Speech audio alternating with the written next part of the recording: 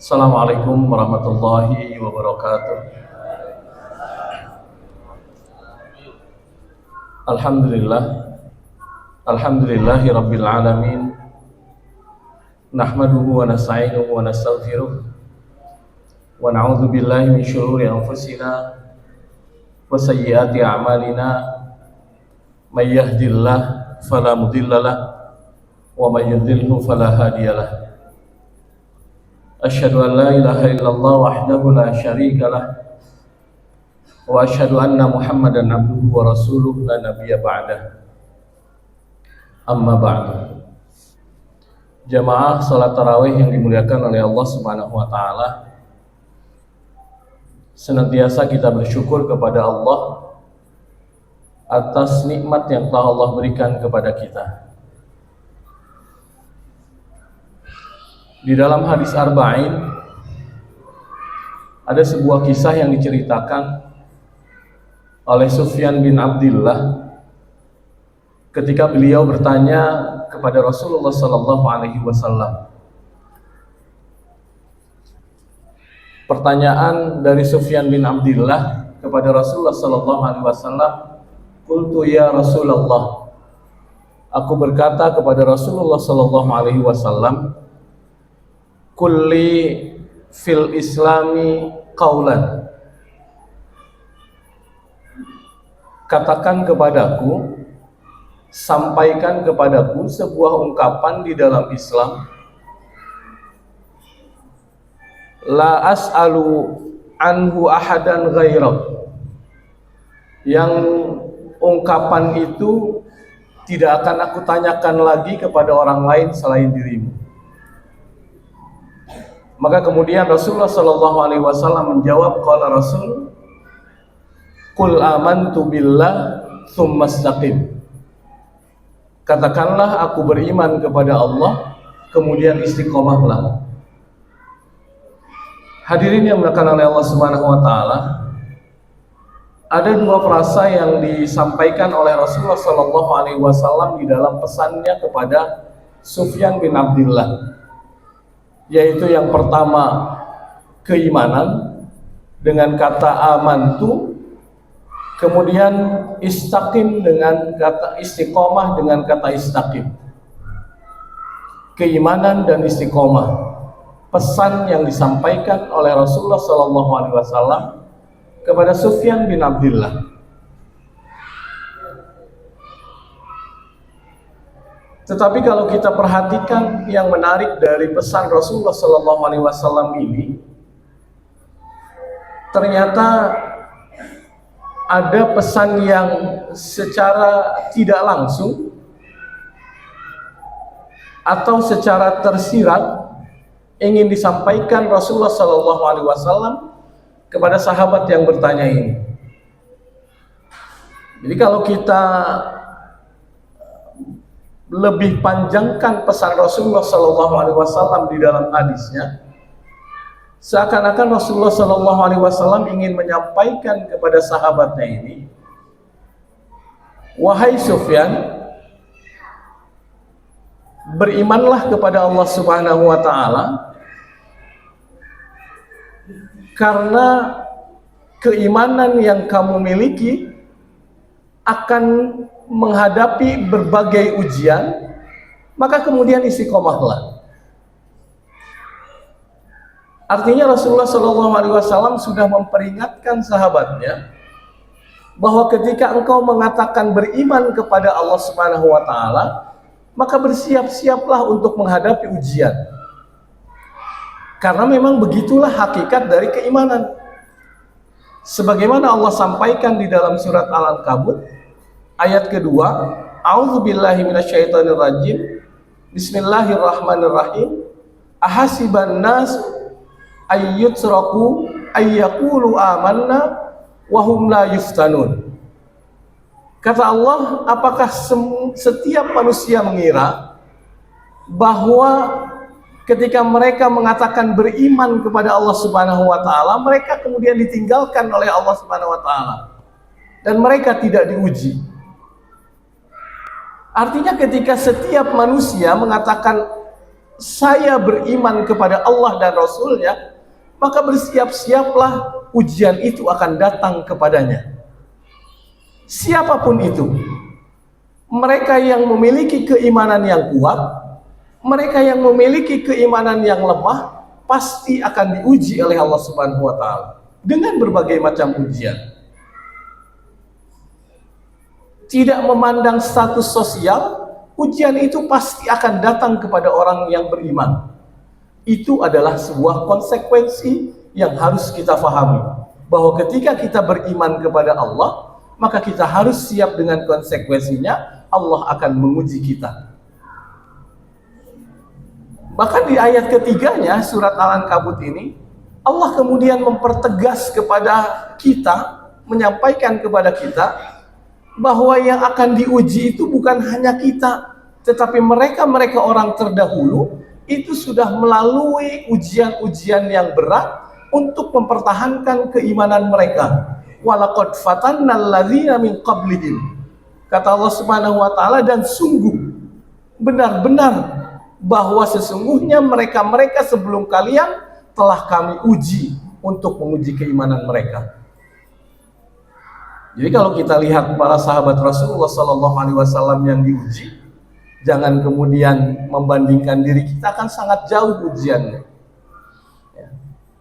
Sahabat Rasulullah SAW, keluarga Yasir, yang mereka harus mempertahankan keimanannya dengan mempertaruhkan nyawanya. Seluruh keluarganya terbunuh hanya untuk mempertahankan keimanan. Pertaruhannya nyawa. Lalu kemudian ada Mus'ab bin Umair, seorang pemuda yang dilahirkan dari keluarga kaya raya, hidupnya penuh dengan kemewahan. Dalam sebuah riwayat, kalau Mus'ab bin Umair ini lewat, dari jarak berapa kilo saja, wanginya sudah tercium. Kenapa? Karena dia lahir dari keluarga yang kaya raya, ningrat. Tapi ketika kemudian Rasulullah SAW datang membawa risalahnya, Mus'ab langsung kemudian menyatakan beriman kepada Rasulullah. Apakah kemudian tidak diuji? Lihat ujiannya. Dia yang biasa hidup mewah, ternyata harus terusir dari keluarganya karena ibunya tidak setuju dengan keimanan Mus'ab.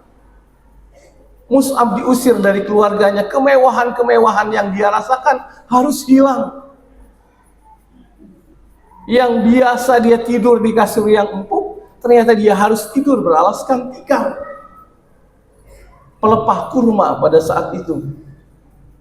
Tapi apakah kemudian ini menyurutkan langkah dari Mus'ab untuk berhenti dari keimanan kepada Allah dan Rasulnya? Tidak. Sekali-kali tidak. Mus'ab bin Umair tidak pernah kemudian mundur dari langkah keimanan kepada Allah dan Rasulnya. Hanya justru keistiqomahan Mus'ab bin Umair di dalam keimanan yang akhirnya kemudian menjadikan Rasulullah SAW memilihnya sebagai duta pertama yang dikirim ke Madinah Al-Munawwarah, yang kala itu bernama Yasrib, untuk mendakwahkan Islam. Jadi luar biasa pengorbanan mereka. Ujian-ujian yang dirasakan oleh para sahabat Rasulullah SAW luar biasa. Ujiannya tidak hanya nyawa, tidak hanya harta, bahkan ujian-ujian itu pun dirasakan oleh mereka. Ujiannya bisa berupa musibah, ujiannya bisa berupa mungkin jabatan. Jadi semua yang ada di dalam hidup kita sesungguhnya bisa jadi itu diciptakan oleh Allah Subhanahu wa Ta'ala untuk menguji kita.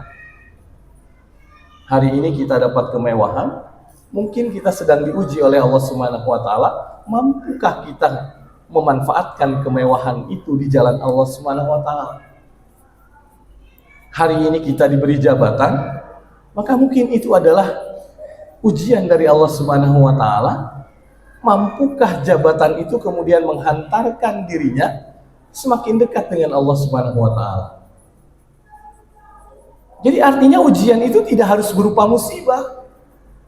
Bahkan mungkin bisa jadi disebutkan di dalam Al-Quran, anak-anak yang kita lahirkan pun bisa menjadi ujian buat kita, menjadi fitnah buat kita. Kalau kita tidak mampu mendidiknya dengan baik, maka itu akan menjadi fitnah dan ujian buat kita.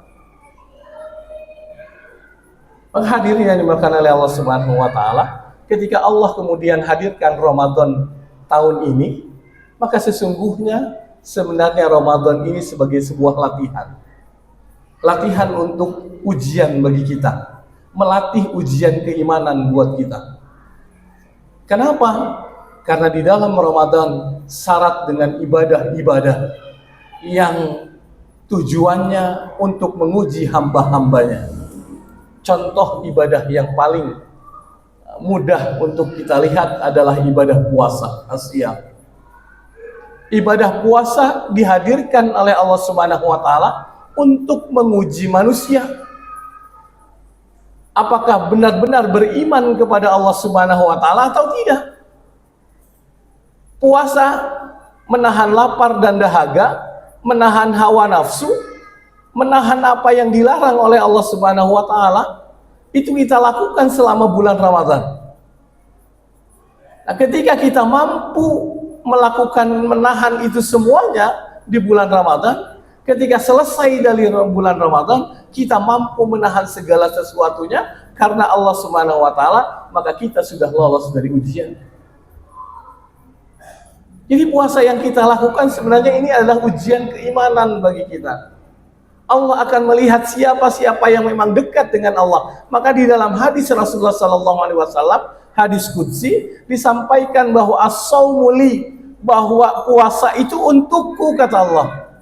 Kenapa puasa itu hanya untuk Allah? Karena Allah akan menilai siapa-siapa saja hambanya yang benar-benar beriman kepada Allah Subhanahu wa taala. Jadi kalau berpuasa itu kan tidak terlihat ya. Kita tidak akan bisa melihat siapa orang yang berpuasa hari ini. Bisa jadi dari pagi lemas, siang sudah tambah lemas, tapi ternyata dia tidak berpuasa. Kan kita tidak tahu. Yang tahu hanya Allah Subhanahu wa taala. Maka kata Allah Subhanahu wa taala dalam hadis qudsi yang disampaikan kepada Rasulullah, diterangkan bahwa puasa itu memang as-saumuli ini adalah ibadah untukku wa ana ajzi bihi, dan aku yang benar-benar akan membalas semuanya. Aku yang akan mengetahui ibadah ini. Jadi ini ujian buat kita. Jadi kalau kemudian kita jadikan Ramadan ini sebagai latihan untuk ujian keimanan kepada Allah Subhanahu wa taala, maka ini adalah saatnya kita menjadikan ini sebagai latihan. Jangan sampai kemudian setelah dari Ramadan kita tidak mendapatkan apa-apa. Justru kita akan semakin menjauh dari Allah Subhanahu wa taala. Maka hadirin yang dimuliakan oleh Allah Subhanahu wa taala, mari kita maksimalkan. Ya. Kita maksimalkan di sisa-sisa Ramadan yang kurang lebih sekitar setengah bulan lagi. Ya. Kita akan mengisinya, kita maksimalkan dengan semua ibadah-ibadah itu kita lakukan. Ibadah apapun, sekecil apapun ibadah itu kita lakukan. Bisa jadi ketika kita melakukan ibadah apapun semuanya kita lakukan, justru disitulah letaknya Allah akan menaikkan derajat keimanan kita. Nah, kalau Allah sudah menaikkan derajat keimanan kita, bersiap-siaplah untuk menghadapi ujian berikutnya. Karena sekali lagi, kembali lagi di awal, bahwa hakikat dari keimanan, konsepnya adalah keimanan itu adalah ujian dari Allah Subhanahu wa taala. Demikian, mudah-mudahan ini bermanfaat untuk saya pribadi dan untuk semuanya. Wallahul muwaffiq ila aqwamit thoriq. Wassalamualaikum warahmatullahi wabarakatuh.